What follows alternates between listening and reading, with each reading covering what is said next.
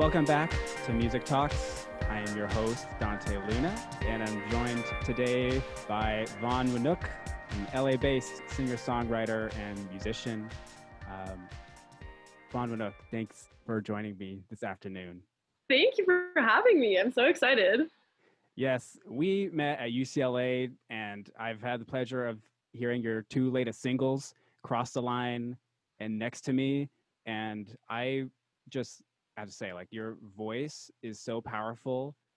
Thank you. Every time I listen to it, like in Next to Me, the pre-chorus when it says like, when you hold me close and tight. Oh, that always hits so hard. Yeah, it's good. I love it. Can you just talk about where those songs came from? I guess Cross the Line maybe first, since that came out first. Yeah, for sure. Cross the Line I had written January/December of last year, 2019, 2020. And that was kind of like this piece that formed like the bridge that I wanted to overcross from like societal standards, because the song's basically about trying to conform to that and like kind of, you know, getting out of that box that you're kind of forced to be in as like a teenager in my case, or just like in general. And you're kind of debating if you should cross the line of that societal norm. And for me, that was a really hard song to write lyrically, because I'd been going through a lot with my personal life and challenges that I've had through like academic standings and, you know, just personal issues. So to write that was difficult, but it just came naturally because I write like as an authentic artist, and I write what's like genuinely going through my mind. And I had met up with this guitarist and I told him the chords that I wanted. And I was like, look, I really like E minor, G, A minor, C, B7, and just keep on playing that. And then it came about through just like 10 minutes. I'd finished writing that with him. And the chorus is like, where do I go? Whoa, whoa. Yeah. I wanna feel in love. And that was kind of an omen to like, I didn't know where I should go. I was feeling super, you know, lonely, and I had very few people around me that I could trust. So that came from a place of, you know, vulnerability, and it was very personal to me. And then we released that, and I met up with my friend Johnny, who I had met through a friend at USC, and he produced that. And I had this vision that it'd be a very slow ballad thing, and he transformed into this like rocky EDM kind of mixture amalgamation of things, and that turned into like the dopest thing ever. And I remember for 1 month I would always listen to that when I woke up. That was my alarm, that was everything, because I was so proud of it, and it was like, oh my god, this is so dope. Yes. And then he mastered it, and then I released it a couple months later. It was later than I expected to release it. I released it June 1st, and it got good playback, and a lot of people were like, oh, is she like, he's actually good at singing, like she's actually like decent. I was like, thank you, I appreciate it. Yeah, no, and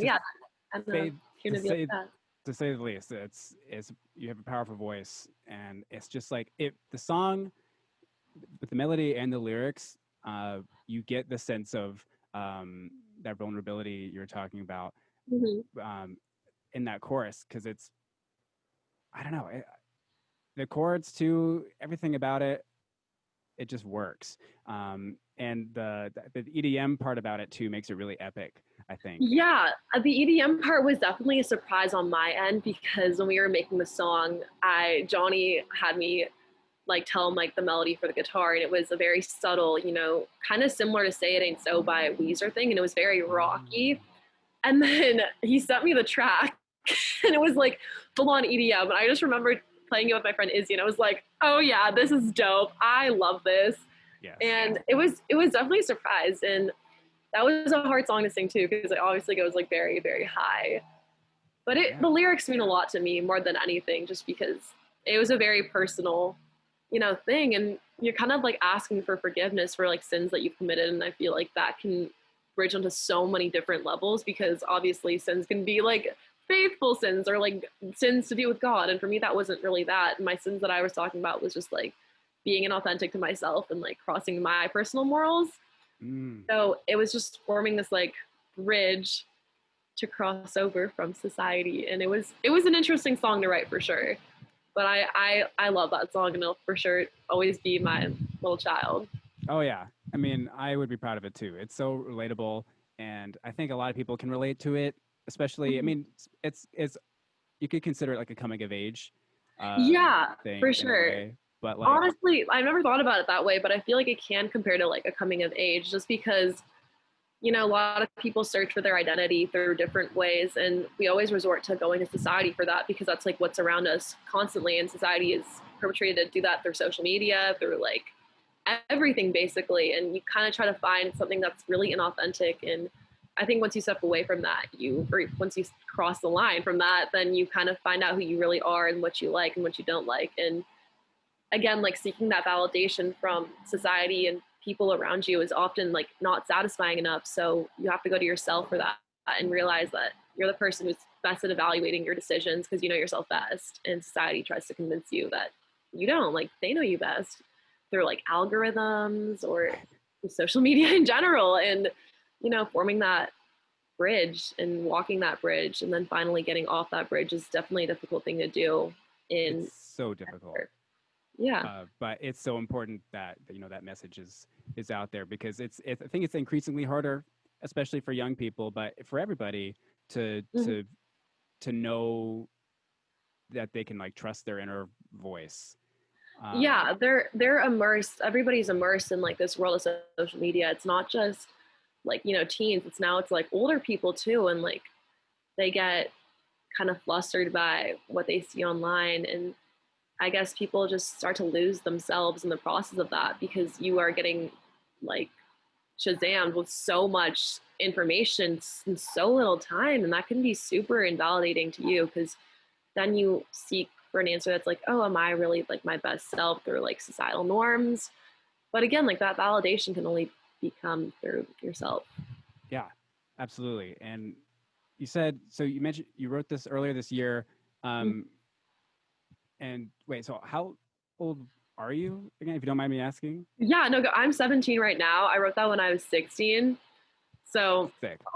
a lot of people are often confused when I am in college and also when I make music or when I meet people to make music. But I mean, it's good for context, I think, but it's impressive still. It's thank you. actually more impressive that it reached that level of success. I didn't even like, I was really stingy on like doing, a lot of PR for it because that can get a little pricey, and it did pretty good on its own. Like I think it's close to like 8,000 streams right now, Yeah. which that's pretty good. And I made a couple friends through it. Some people DM me and they're like, oh, like great song. Like I'll put it on my playlist. So Spotify was like really cool for like putting it on like different people's algorithms. And I had a lot of support from like my friends and stuff. So it was dope. And like you got a lot of like you didn't have a Spotify artist profile before that, right? No, I didn't. I had I'd always been writing music for like a long time, and I took a break from it because I thought that, growing up in LA and like being surrounded by that music culture, like you always feel insecure about yourself. And I was like, there's no point in releasing anything if any nobody's gonna hear it. And then my friend had told me, he's like, why do you think about that? Like that doesn't matter. Like who are you making music for? Like you're making music for yourself and like Mm-hmm. preferably an audience, but mostly for yourself because that's like how I tell my stories and how I like, sell my identity. Mm-hmm. So I was just like, you know what? Like, screw it. If nobody's going to listen, like, that doesn't matter. Like, I know that I'm going to listen to it. And I know that that's something that I have to do. It's funny because you found a way just in that first song to bridge a gap between like so-called commercialized music, which is like EDM or pop. That's it's a Mm-hmm. very mainstream genre, but there's also uh, unique characteristics about it with the lyrics, Yeah. and just like your literal uh, voice, but also your personal voice, your metaphorical voice. Yeah, exactly. And like, I think the biggest part about that was just, writing something that's like very authentic and like very personalized because a lot of people do relate to that. And I feel like a lot of people are in similar situations. They may not be like the exact same, but they definitely feel the same things. So as long as it, unites that gap of like similarity between people, then I feel like it'll be successful. Absolutely. Um, so like when you said you wrote music for like when you were younger too, like when did you first start writing music? I had always kept a diary from like the age of like 7. So I tell people that I started writing like when I was 7 because that was like a great outlet. I could come home from school and just like write in my diary, which I now turn into a Google Doc. So if anybody manages to hack into my Gmail, they would see a lot of embarrassing date stories and stuff. So, praying the FBI doesn't hack into that. Yeah, right. But yeah, no, I wrote my first song when I was 12, I think, and that was when I got, or 11, when I got kicked out of a private school in Canada. Mm. Um, and I'd written about, I got a lot of hate for being a different type of breed at a private, all girls private school. I was like a musician. I was very different, super, super weird, which there's nothing wrong with that. My identity was like, not like, private girls school. It was more like unique musician. And I'd written this song who was produced by like the husband of the vocal teacher that I'd gone to like twice because I never had the desire to go to a vocal teacher. And that was cool. It gave me like, self-expression, self-freedom. And I don't really align with that song anymore. But I started to write every single day since like the age of 12 because it was such a great outlet for me to, rant about my problems and rant about like who I am and rant about like the whole entire world going on. And it was just therapeutic, honestly. Like it was just great because I had this like outlet to vent without like, going insane. And like I swear, I would tell this to everybody, but I'm like, music, I think saved my life because Yes. every single day I just go to my piano, I just like write 2 or 3 songs and it's such a good emotional stress outlet. And I do that every single day, even though like they may not be great songs, but I always find like a little gem, Yeah. like once every couple days and like keep her. Oh yeah. Um, and so like who did you listen to when you were really young? Because I feel like that always has a Mm-hmm. big influence on what we think of music as an artist, you know? Yeah, no, 100%. I had listened to just like classic 60s rock, classic 70s rock because my dad had refused to play anything else in the car. And I never grew up on pop. Like I never even knew who Taylor Swift was until I was like 11. And for me, it was a bunch of bands like The Animals, 10 Years After, uh, The Grassroots, like just a bunch of stuff that was, unconditional for a 7-year-old to listen to. And I feel like that had a huge part in the music that I play now because I try to incorporate as many real instruments as I can because I feel like music nowadays is like super electronized or like Yeah, super influenced by like electronics, and there's nothing wrong with that, but I always try to incorporate something different so I like stand out from like the normal crowd. So I definitely. grew up on that, and I wouldn't say I really grew up on the Beatles because my dad thought that was like way too mainstream. So honestly, like the Monkees too. The Monkees had a huge influence. The Zombies, Time of the Wow. Season was always playing. So it was never really, Nice. commercialized pop. I think the only pop band that I listened to was the Jonas Brothers. That's it. Nice. Yeah. That's really interesting. I had a similar uh experience. Like I basically listened to most, or not most things, but a lot of things other than mainstream music, Mm-hmm. at least at that time. And so I didn't start really appreciating it or listening to it until, middle school, high school. Uh, Yeah. and then that I started to appreciate it. And actually, even later when I went on to college, I really started to like listen to it intently with like careful ears and Mm-hmm. start to learn from it and Yeah. understand what people like it so much. And it's sort of the dilemma that I have because I've been trained as a classical musician. Which And is like fantastic because I feel like classical musicians just honestly have like the best harmonies and the best, shebang as a yeah, whole. no, and I love drawing connections between things, and sometimes I do that when there's not even a connection really there. But Mm-hmm. I will at least try, and I find that there are so many connections between music. Like for example, like form. There's always just like a couple sections or whatever. But even more simply, it's always like the simple ideas that really go a long way. Yeah, exactly. And I feel like people often want to make this like whole entire, masterpiece, which is fantastic, like not to take away from any of that. But I feel like the biggest masterpieces are started from the smallest ones because you don't realize. And that's also across the line kind of sorry, because it was a very simple, little rock ballad shebang. But Yeah, you got that guitar. It's such a great mixture because you do have the real instruments, guitar. yeah, it was definitely interesting because when I played it to my manager now, and he was like, "Oh, this is sick! Like I never like realized that EDM and like Weezer type beat would fit together." And I was like, "You know what? Me neither. Like I never thought that it would somehow amalgamate to be this masterpiece." But I'm not complaining. So there's those are some of the people you listened to growing up. Mm-hmm. What about some of the people you listen to now?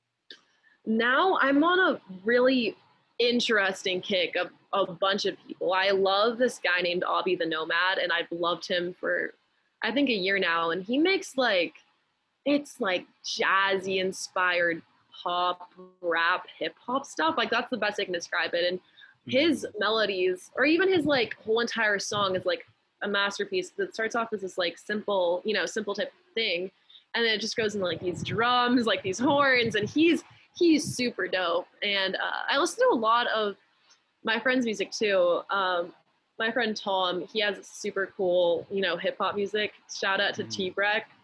Hey. No, a bunch of stuff like that. And I also really like pop punk. I love Avril Lavigne for so many reasons, just because I really want to take over that scene if I can somehow. She's super dope. And I'm into like listening to the weirdest amount of stuff because I can listen to ballads and stuff, but as long as there's like, an upbeat kind of vibe, I'm like all for it. And Yes. I think that's why my music is turning into something very, unique, because I don't just stick to like, listening to like Odessa. I also love Odessa and Louis the Child. Big But fan. I also listen to like, stuff that's like not mainstream and stuff that's like, I love Rex Orange County. He's super dope too. Tyler the Creator. I will always, always love Tyler the Creator. And, he's super cool. Like I want to make music like that, but he's awesome. Big California vibes. Yeah, big California vibes. I honestly cry probably like once a month to See You Again, because that song is just so beautiful. Caliuches. Your music actually is very California too, I feel, or LA specifically. Like and like Next to Me, we could talk about that for a second. Like there's something, I don't know if you call that the pre-chorus, where it's like, when you hold me close and tight. Oh my God, I'm just like, just taking it in. It's I don't know what it is about it. Probably everything about it.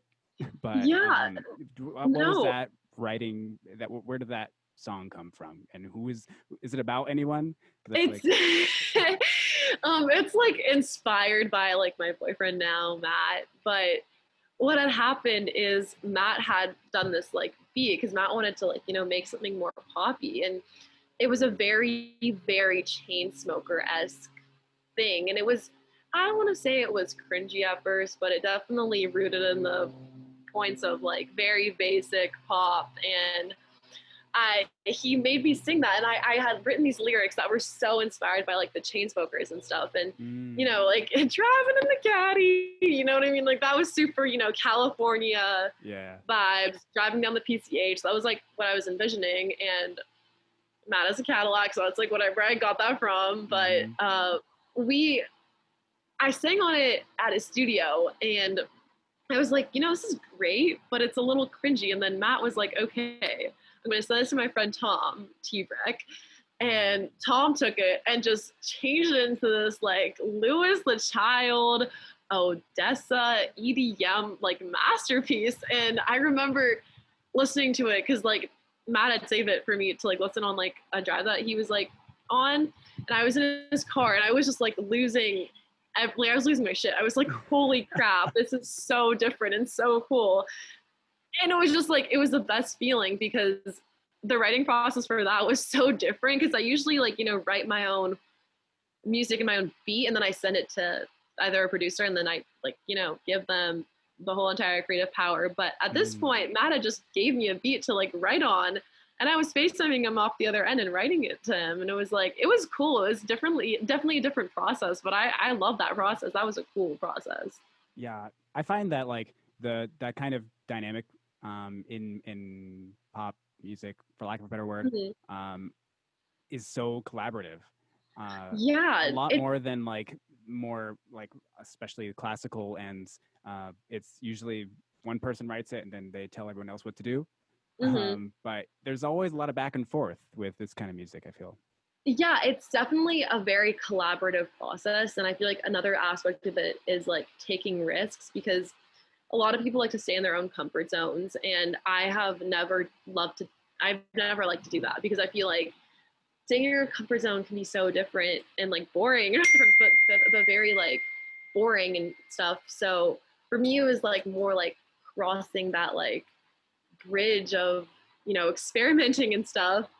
And Tom took that, and like I didn't even recognize like the song at first, and it was super dope, because again, like the writing process was super different, and like I feel like way more collaborative than I'd ever written anything in the past, because they just gave me the beat and I was like, okay, I guess this is what we're gonna do. I guess, yeah.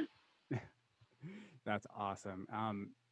So like you're you're not originally from the U.S., right? I'm not, no. Oh, where are you from?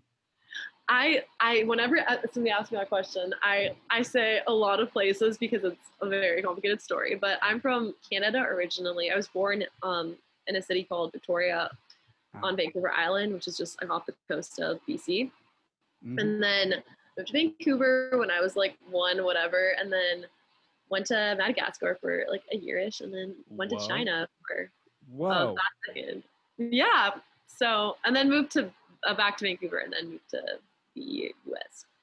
holy smokes! It is That's a trek. Yeah. a lot more diverse than I thought. Um, Yeah. Hmm. so like where'd you spend most of your time, or was it equally It spread was out? it was definitely Canada where I spent most of my time. I spent like China comes second too, because I had been doing some Chinese pop music there, Six, um, yeah. which a lot of people are often like kind of shocked about. But yeah, I had grown up in Canada, and that's honestly why I feel like I'm one of the more sane people in LA, because I was humbled and rooted there in Canadian roots. Yes, I can. What is it about Canadian artists coming down to the like? You got like Justin Bieber, Mm-hmm. Drake, Celine Yeah. Dion. There's so many people that are really famous that come from Canada, and they just like dominate. It's awesome. I just there's like the music community in Vancouver at least is like very, very, very small, and it's super tiny for me, who's like a pop artist who's like more mainstream, and I feel like it's even tinier for more artistic people. I mean, Grimes is from Vancouver, but she moved to Montreal, and I love Grimes. She's so cool. Yes, But I then love in Grimes. Toronto, yeah, she's like, oh my god, I that's who I credit for like most of my inspiration. Like Mm, Kill the Name, I love mhm. her so much. Like she's so cool. I just think Yes, it's super cool that she does everything on her own. Like she mixes, masters, produces, writes, sings, like all on her own. And that's something that I want to hope to achieve by the time I'm like 20 at least. yes. Oh, what do you think about the duo Grimes Elon Musk relationship? I think they were honestly meant for each other. They were definitely meant for each other, because Grime had she studied neuroscience in at McGill, because I You're read about her. kidding. Yeah, I'm not even kidding. She's a really smart girl, and I feel like Elon Musk and her are just like on the same like wavelength. They're just on the Yes. same level, to be honest, because she's like into like that sci-fi, weird stuff, and then you have Elon Musk, who's like running SpaceX and is like into like that sci-fi kind of world, and you have like them merging. That is so cool. I'm a little jealous because I love Elon Musk, Yeah.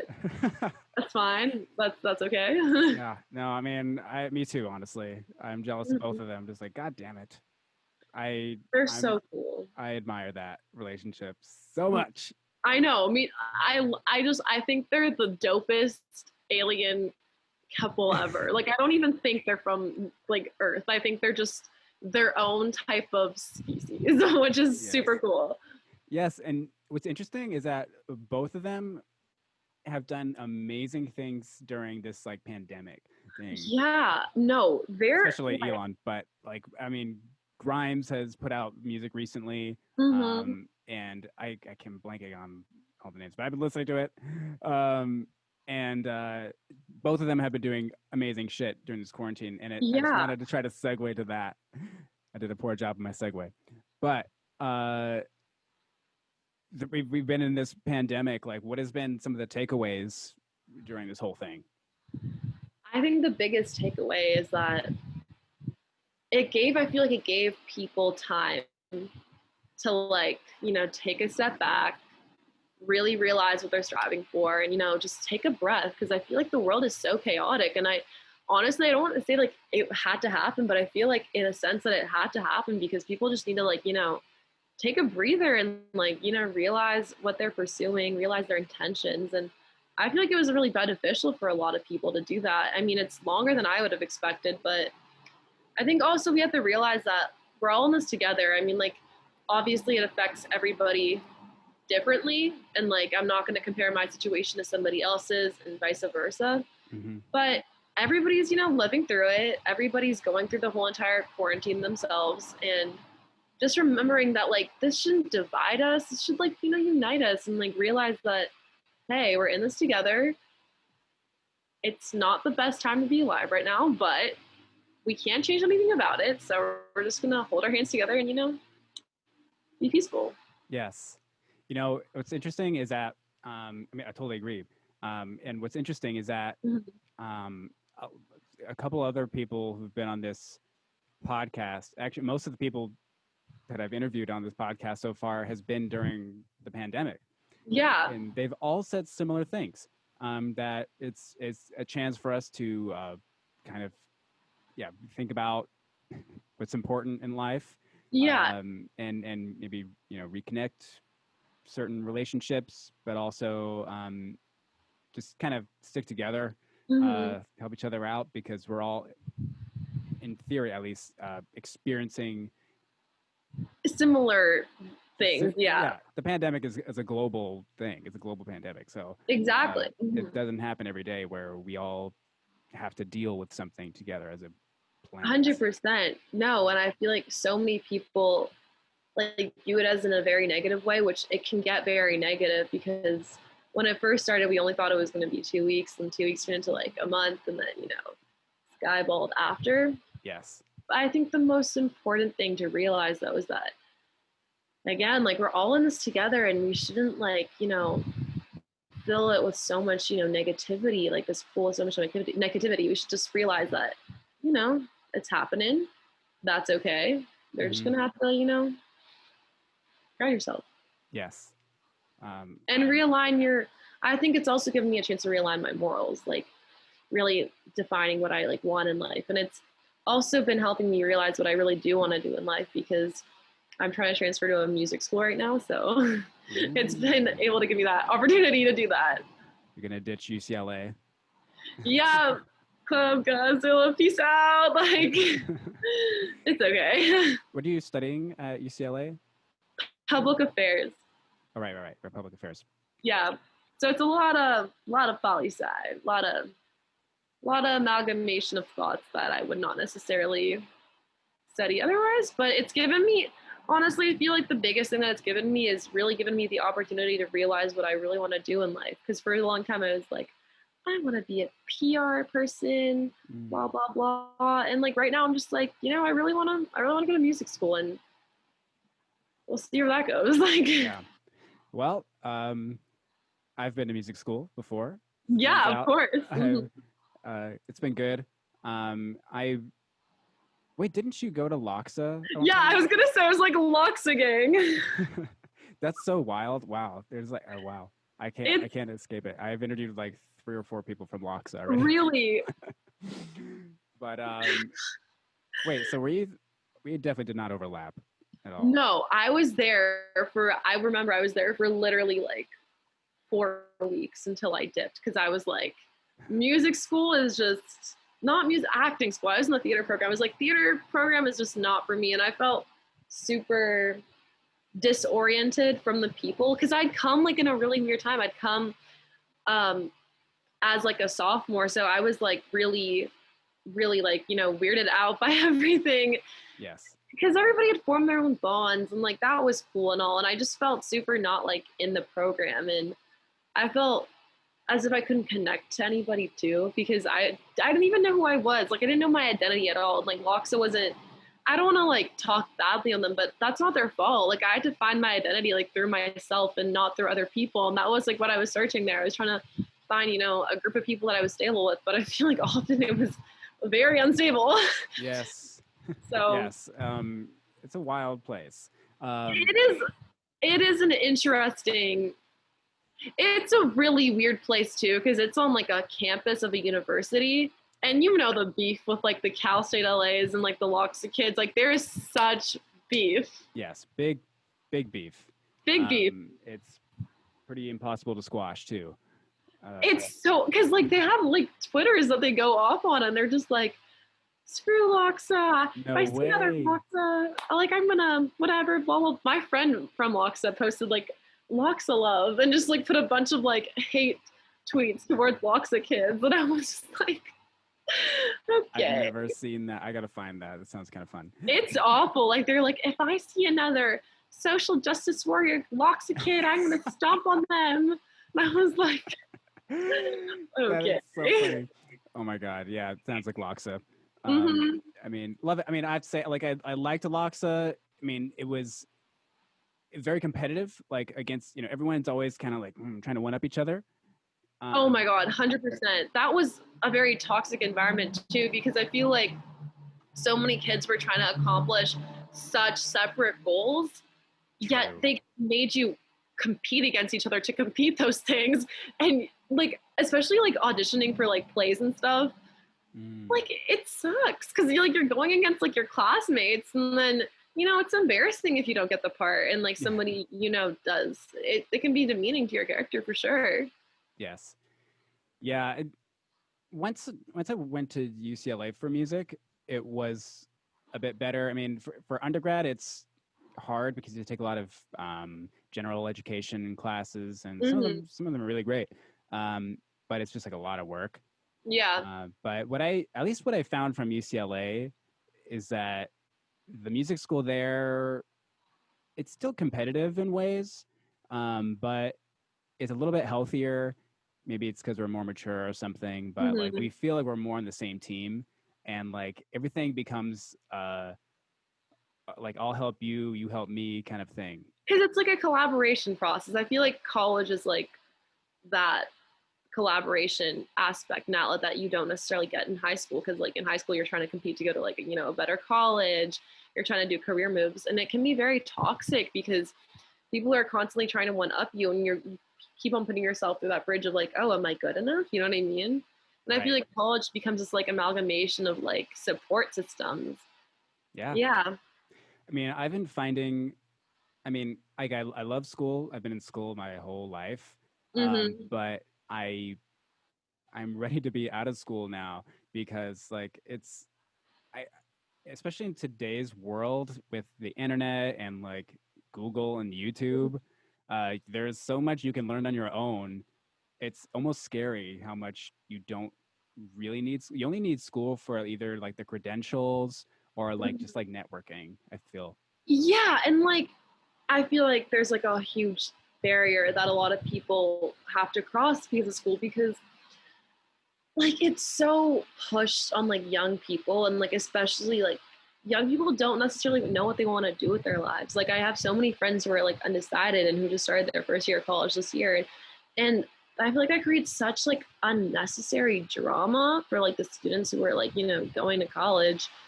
And like again, like that can be super, like that's a lot of pressure to put on like an individual, and that's something I wish I knew when I was like like applying to college and stuff. I wish like I knew what I wanted to do in the sense of like music and stuff, because learning about that is definitely more challenging. And like I love studying public affairs, like that's a wonderful degree, However, like, I don't know if that's what I want to do, you know, for the rest of my life. And Big I feel time. like big time, yeah, especially because like that culture can be a little toxic. Not to say that music isn't, but that culture can be a little toxic. Yeah. I I don't know if it's true, but like I feel like the higher up you get in music, the more nicer it gets. I mean, like it Oh gets yeah. complicated, of course, but like the Mhm. more like cordial, like because like I feel like when you're like and especially in like music school, like early music school, the teachers are kind of resentful, or like Uh-huh. they're just kind of got a lot of tension for some reason, Mhm. um, in school, like grade school level.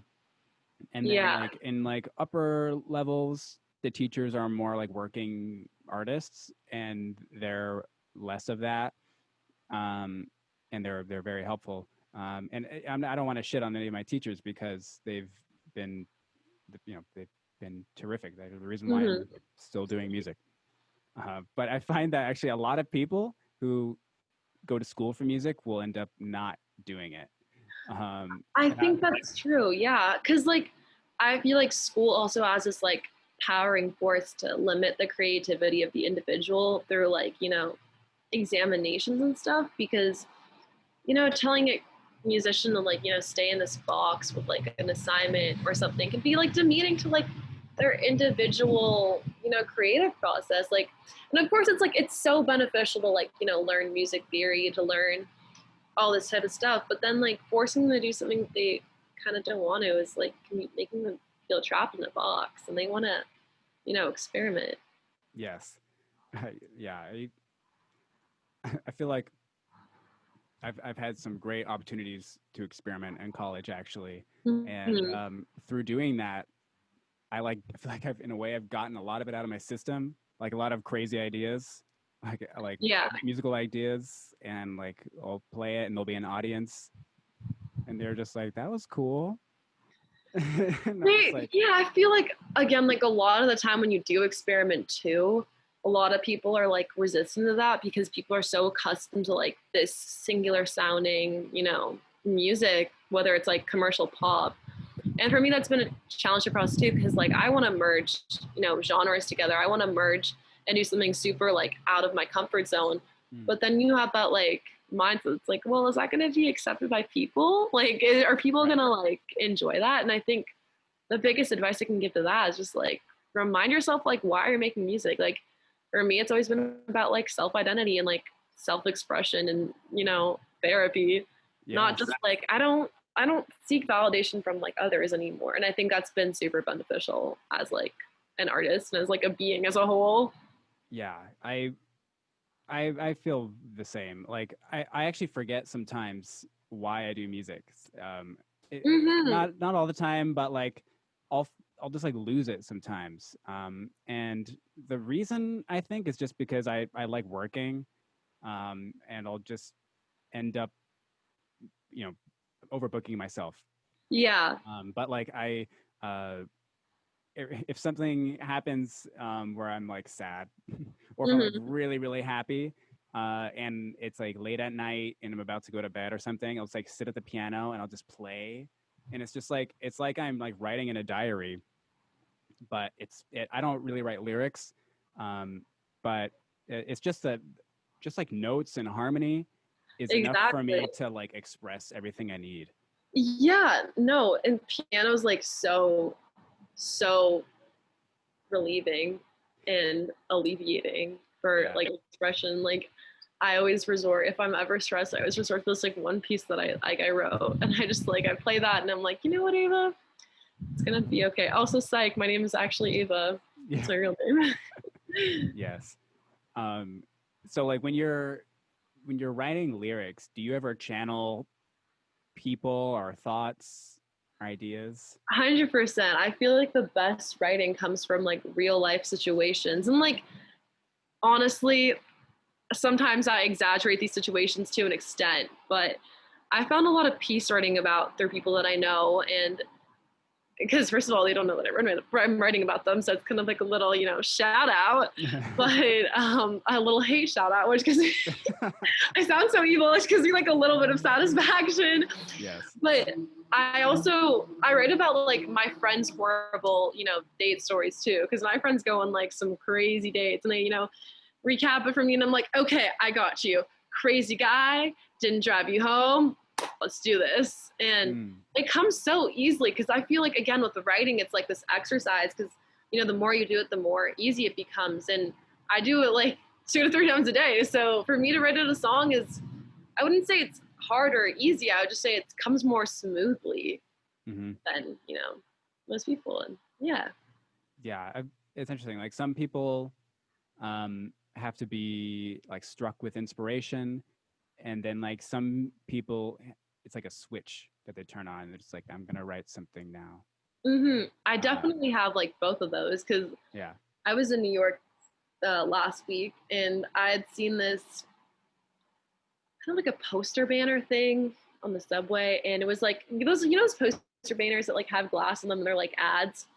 Somebody like had shattered it, and for me I was like shattered glass. So then I had just written something on the subway and I was singing into like my voice memos app, and I feel so bad for Matt because he was like next to me and I was like humming, and obviously looked like I was a crazy person writing about shattered glass on the subway. But for me, that was like, I can connect this shattered glass to a breakup that I'd had, or like some thing that like fell through completely. And then that just kind of like, that's like an example of like inspiration that strikes. But then sometimes I'm like, turn the switch on, Ava. And then I'm like, okay, bam, like, it really can come from anywhere. And I find myself doing that all the time, just like walking my dog or like walking, around campus. Just anything can like bring me some sort of strike to my writing. What has been like the craziest thing you've gotten inspiration from musically? Craziest thing? I was in Florida with you for an Unexposed event, but I remember there was a couple who was fighting at a restaurant that I'd gone with a friend, and they were just like, going at it. Like, it was like they were hair pulling and, it was like a very like rigorous fight. And I ended up writing this song that was kind of about this black and white combination, which was like, like you guys are yin and yangs, but you not necessarily fit together. Maybe it's like time to like, find new people. I like, it's for me, it's hard to say like the craziest because I feel like every story is like crazy. I wrote a song that was directly about my friend's boyfriend, and that was crazy for me because first of all, she let me release it because it was super obvious that it was this person. And she let me release that too. That was crazy. I also feel like Cross the Line was like a crazy inspiration story just because it had come out of nowhere, yet it was just like this big thought, like this whole entire like thought. And that's crazy to me because that just really proves that like writing can come from anywhere. It can come from, a ditch in a hole. It can come from a rose. Like I have a rose garden right there. It can come from a rose, or it can come from literally anywhere. And I feel like that's what a lot of songwriters and singers especially struggle with because they think it's like a specific thing. They think it's a specific, item, but it's not that at all. It truly does come from anywhere and anything. You just have to be able to put that into words and be able to express how you're feeling about that certain scenario or certain object. I will always slightly envy people who are good at writing lyrics. I guess I haven't really tried that much, but it's an amazing talent that people have, and it takes a certain number of skills. But ultimately, I think it does come from the heart. As cheesy as that sounds, like it has. Yeah, and it has to come from the heart because I feel like, and this is not to bash like anybody who sings like other lyricists' lyrics at all, but for me, like when I'm given songs with like lyrics already pre-positioned, like it feels super inauthentic to who I am because that's not the story that I'm telling, and that's their story. And for me, my story's always been like the same thing. And like, yes, maybe I'm writing about somebody else's, you know, affiliation with somebody, but I'm also writing about that in my point of view. For my reaction would be different than like, say, my friend Chantal's reaction. Like it'd be different from, you know, my boyfriend Matt's reaction. And as long as it's coming from like your thought and your place and how you actually feel, I feel like you really can't go wrong, because you can't critique that, since that's, you know, yourself. Like you can't. Right. Yeah.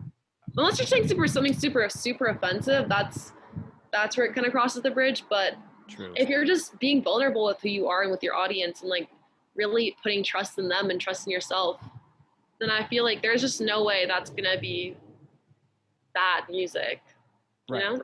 I completely agree. The best music is genuine because it comes from a genuine place, I think.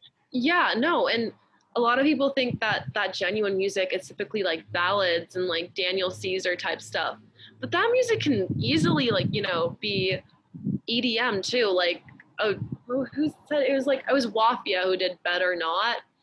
Oh yeah. Yeah, that song is super, or Lewis the Child too. That song is super, like, you know, vulnerable and like speaks to a specific audience. And people often dismiss that. Like, people often dismiss the fact that, like, you know, EDM and more like upbeat stuff can be super one on one with the listener and the like singer. Yes. And like speaking of this kind of like genre styles and music writing, Mm. like if you're imagining the future, like say like 5 years from now, maybe 5 to 10 years from now, uh, where where do you see like the popular music um, being in terms of the genre? Because like right now, I was talking to you a little bit before we started how like there's kind of a mixture of EDM, of like some resurgence of 80s and 90s music. Hmm. There's all sorts of things coming back, and even like dubstep is kind of coming back, but like in a more refined way, I feel. So like where do you Yeah, see it all going? I think there's gonna be a huge like Y2K, that's like 2000s music, kind of come back. Mm, And I definitely feel like there's gonna be a huge pop punk vibe going on, especially in the next 2 years, I'd say, because Machine Gun Kelly just released tickets to My Downfall, which is doing like insanely amazing. And that's very much pop punk. So I definitely see a comeback in pop punk. I see a 60s, 70s hippie thing coming back, because a lot of people like to, I call it corduroy music. It's that like Rex Orange County, you know, super laid back, yeah, chill beat thing, you know? And I feel like that's gonna come back in a 60s, 70s type of way. And I definitely feel like there's gonna be some sort of mergence between rock and EDM, because I feel like a lot of people are getting kind of sick of just like straight EDM, and I feel like a lot of people are getting kind of sick with like that TikTok sounding rap, that TikTok beat. right. And that's, I'm not saying that sucks. Like that is an awesome form of music that a lot of people spend a lot of time on, and I definitely pay my respects because I could never do that. But I feel like that's going to come to like a little bit of an end, because people don't like hearing the same thing over and over again. They like to experiment with stuff. That's what I think. And I think there's also going to be like a cool 80s 90s type thing. I think there's going to be some type of girl band in the next 5 years that takes off, like TLC or Yes, Destiny's Child for sure. absolutely. We were talking about how like Dua Lipa has been doing that a little bit. Yeah, she's been killing the game. I feel like she's so cool in my opinion, because she has such a wide range of music that she can sing. Like she can sing the Arctic Monkeys, she can sing like an 80s pop thing, and then she can go to like, you know, typical pop with like Blow Your Mind or like New Rules. Like it's so like diverse, and that's something that I want to be able to like further pursue, because that's so dope. I love the Arctic Monkeys. I love them so much. And the fact that she can like do that is like super dope. Yes, and like even like Doja Cat, like she I I love Doja Cat. Like her music, she's done some very questionable things, I'm not gonna lie, but Yes. she is super, her music, so cool. It's like this like cyberspace type of like internet music that you'd find on like MySpace. It's so like Yeah. experimental and like so cool. And like she's definitely a really dope person. I don't know. Yeah. And like there's a little bit, I mean, at least in Say So, which is really popular still, Mm-hmm. it's got some like 70s vibe to it. Or Yeah, disco. it's got this like disco influenced type beat, which is again like so cool because I feel like so many musicians are taking back from like the past because those I think were the truly the best eras of music, especially the 60s and the 70s. Yeah. Truly iconic. Yeah. I've been working on some music lately, and I've been analyzing a lot of popular music. Mm-hmm. And for a lot of popular songs right now, even songs by Lady Gaga and like uh, just some and older songs like Michael Jackson songs, Mm-hmm. they're a lot of the popular ones are at a certain tempo. They're like at like 118, 115, 120. This like era Mm-hmm. where it's just like boom, boom. It's like you can dance to it. Um, Yeah. not too fast, not too slow, but it's Mm-hmm. like really dancey. You can groove to it, and it's just perfect. I love that tempo. Me So I'm too. just like, I want to write some songs in that tempo. Yeah, exactly. um, Why'd you say so? yeah, some Didn't even notice. I sing to that in the shower. Oh my god, me too. No shame. I don't know if you've ever heard of Rina Soyama. Uh, That sounds familiar. Yeah. she's kind of does this thing where we're talking about or what you were talking about, this resurgence of like pop punk Mm-hmm. uh, and rock. She has this one song called "Shut the Fuck Up," and it's so great. I love it so much because it starts off like almost like metal. Mm-hmm. It's really hard rock. And it's like, duh, and it's just like, you can really like bang your head to it, and it's really aggressive. Um, Mm-hmm. but then when you get to the chorus, it's all light and beautiful, Oh my god.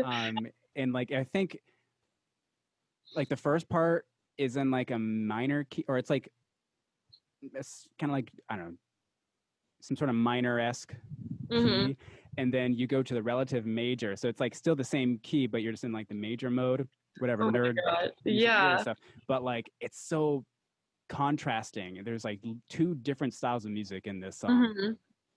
and I was just like, I want more of this. Exactly. Yeah. That whole entire like amalgamation of diversity is so cool. Yeah. If you could like take uh if you were going to Mars, speaking of Elon Musk, and Oh, of course. Love him. you could take three artists with you, uh dead or alive, Dead or alive. who would you take? Okay, I would 1,000% take Alvin Lee from 10 Years After. He's had like such an influence on my bringing up and my music taste. Mm. Who else? I take Gus Dapperton. I really like Gus Dapperton too. He's super like, unique, funky, and I feel like every song that he puts out is like somewhat different. Yeah. And then I feel like I just have to take Martin Garrix. Like Martin Garrix needs to be in that little squad because he could do some cool, EDM type beat. It'd just be that's the weirdest combo of people. Gus Dapperton, Alvin Lee, and Martin Garrix. That is Imagine. that's so cool. That'd be really weird, but I'd love to see a 4-way collab between that. Yeah, right? On Mars too? On Mars, yeah. Just say hi to Elon really quick. Hey Elon, making some music. How about you? Oh, wow. Yeah. What a time to be alive. What a time to be alive. 100%. I just have one more question. What I always ask my guests, if you wanted to tell everyone something, or you wanted them to know something about life, your experience, or just your perspective, from your perspective, Yeah, what would you want people to know? I would 100,000% tell everybody that everything happens for a reason. And even though it doesn't seem like that, even though life seems so shaky and unbalanced, like just remember that those events make you stronger and prepare you for the decisions that you have to make in the future. And for me, that's been a very essential, piece of advice that I've been given through my mom ever since I was like extremely little, because you can just get so stuck in this like box of like self deterioration and feeling you're a failure. But just like remember that everybody has their own problems that they have to work through, and everybody has a separate unique journey that they follow, and all those events that happen form you to make decisions that will benefit you in the future. And having that mindset that everything happens for a reason Mm-hmm. will change your aspect. And another thing that I want people to know is that people should be searching for a goal rather than happiness. And that seems very not cool to say, but I read this book that was suggested to me by a professor called Man's Search for Meaning by Viktor Frankl, which everybody who's listening to this, go out and buy that book. That will literally switch your way of interpreting life. And he basically says that like so many people, especially in Western culture, search for this like happiness, but that's not going to be found like on its own. Like you need to have like a goal and a meaning in life. And Yes. for like you and me, that could be music. For the guy next door, that could be having a good family, you know what I mean? And that goal varies individually. Instead of making that broad assumption that happiness is tangible and very easy to obtain. Oh, yes. I love hearing that. I wish we knew more of that, because I feel like it's like a misnomer that like just searching for happiness, all I want in life is happiness. It's like doesn't make any sense. The happiness comes from something. Yeah, no, and happiness comes in so many forms and like different ways, and searching for that, like you need to find that through somewhere. And a lot of people get in this like mindset that like, oh yeah, I'm so happy, but you're happy in the moment, you're not like happy overall. And for me, not knowing that everything happens for a reason, and like I have a goal, that always like satisfies me and grounds me back to earth whenever I'm like feeling down.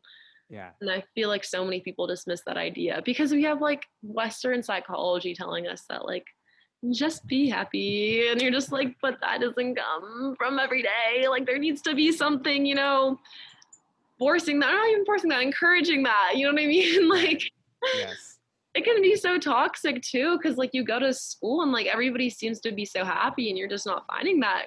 And that's purely because like you don't have like a goal that you want to obtain maybe in that moment. oh, yes, everyone listen to this. Yeah, listen, if you take away anything from this podcast, go out and buy Viktor Frankl's book, Man's Search for Meaning. That book will literally change your perception. And he talks about so many, it's a book about he was in the Holocaust, and he had done analysis on the two different types of people. And there were the people who wanted to live and the people who didn't want to live. And the people who want to live had shared this common goal of like having a goal and a meaning in life, which made them overall more happy. And again, like having a goal and meaning in life is not necessarily going to guarantee you happiness, but you're going to go way farther for looking and getting happiness than just like trying to walk down the street and be like, happiness. You know what I mean? Like it's a really good book, and there's two parts to it, and everybody go buy that book. I wish I had like an ad code, a little sponsor. I know, right? Yeah. Yes. Use code Vaughn for 25% off. Soon enough. They'll listen to the podcast, yeah, and they'll be like, boom. Still waiting for that Barnes and Noble sponsorship. Yeah. Spend way too much money there, but that's okay. Hey, that's a good place to spend money, I feel. Honestly, yeah, books are awesome. I read too much, I feel, though. Is my life is just like studying, music, books. That's it. That's fair. Like, I'm here for that. Yeah. All the time. There's nothing wrong with being educated. Oh, makes you more informed about the world. Yes. And I always need to read. I mean, I feel like I'm always reading things I have to read, or things that like I haven't read yet that I'm reading. I feel like I'm never reading things I just want to read. Yeah, I'm a big philosophy reader. I'm reading like Marcuse right now for philosophy class, but just also I'm just very curious about this guy, and he's talking a lot about like consumerism and all this type of stuff, and it's like opened my mind so much. So definitely like an interesting amalgamation of philosophical readings. Mm-hmm. Um, so, oh man, now I want to go into like philosophy. Yeah, now I want to go into like consumerism and like false versus vital needs and like all this shebang. Wow. Well, we'll have to do another podcast. Yeah, all about consumerism and philosophy. Specifically about philosophy. Specifically about the many fields in philosophy that it has to offer. Yes. So thank you, Wnuk, Thank you. joining me today. And you have some music coming out soon, right? Yeah, I have a super, super dope EDM kind of Zara Larsson, Louis the Child type thing coming out end of October. And then after that, I have a very big surprise of releasing a pop punk song. Oh, yes. Which I never thought I'd be making, a Paramore influenced Avril Lavigne song, but music is all about taking risks, and I'm taking that risk and jumping in the air. Yes. Oh my God, yeah. I'm so excited. Yeah, that shout out to, first of all, that song is super credited to Jack Iris and Matt Kessler, because both of them helped me immensely. And it was Jack's idea to turn it into a Paramore type beat. And I don't know how they did it, because the original voice memo of the song is super like laid back, you know, ballady, but they just did a huge like 180 and did like, okay, we are doing pop punk. And I was like, okay. Magical. Oh my God, I'm so here for it. Me too. I'm super excited. Well, in the meantime, everyone go stream Next to Me and cross the line. Cross the line. Fantastic music. And go follow Wnuk everywhere. I think anywhere you can imagine. Yeah. I don't know about basically YouTube, not quite, but my Instagram is Vaughn, so VONWNUKK with 2 Ks. And then if you want to follow me on TikTok, it's just my name with 1 K. I'm doing pretty good on TikTok. I have like 2K followers, which is more than my Instagram. Wow. Which is like questionable, but something about TikTok. Okay. I wonder if it's gonna. A quick question is: do you think TikTok is gonna live or die? I think that everything has their time on social media. I think there's extensive period of times where things are popular and then things kind of fall off, just with influencers too. Like there are influencers that become popular and then fall off. And I think there's going to be a new app that's going to come out 2021 that's going to rethink everything. And I think it's going to rethink the music industry as well, because as we know, as we learned from TikTok, every song on TikTok that blows up immediately flows into like charts and stuff. Sounds like you know something. I don't know anything. I know my friend is very much into like app building, and he was doing some algorithmic, I don't know how he does it, algorithmic type stuff. So I unfortunately would love to know what the app is, and I will be the first person on that, but I do not know anything right now. That's exciting.